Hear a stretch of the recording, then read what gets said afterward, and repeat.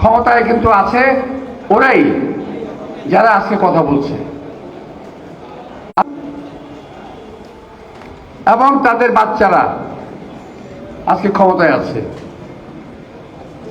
এটা আমার কথা না, এই দেশের প্রধান ব্যক্তি তিনি বলেছেন যে ওরাই আমাকে অ্যাপয়েন্টমেন্ট দিয়েছে।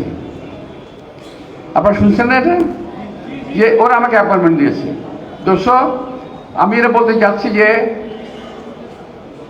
এখন ওরা ক্ষমতায় থেকে এবং প্রশাসনের প্রতিটি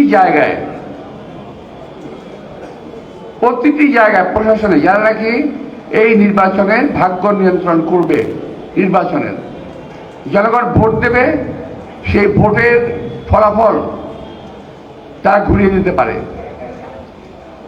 আমি মারাত্মকভাবে এই নির্বাচনে একটি কারচুপির আশঙ্কা করছি।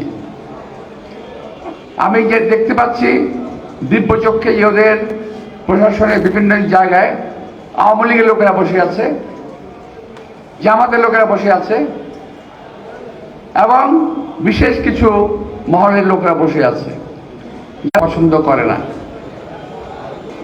আমরা লেবাসদারি নই, কিন্তু আমরা সাচ্চা মুসলমান, আমরা কখনো মিথ্যা কথা বলি না।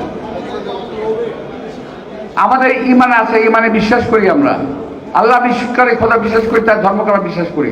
সুতরাং মিথ্যা কথা আমরা বলিও না, বলতে চাইও না।